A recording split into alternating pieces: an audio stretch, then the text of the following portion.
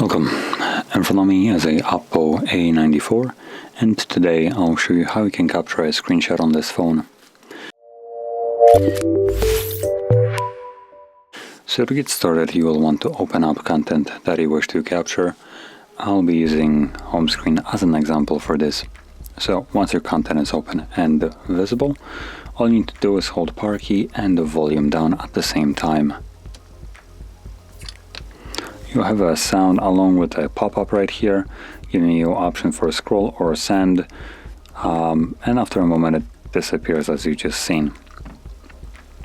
Now once you capture that screenshot, you can find it later on in your Photos application.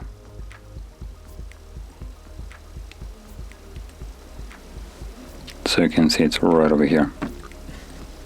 So that is how you can capture screenshots, and if you found this video helpful, don't forget to hit like, subscribe, and thanks for watching.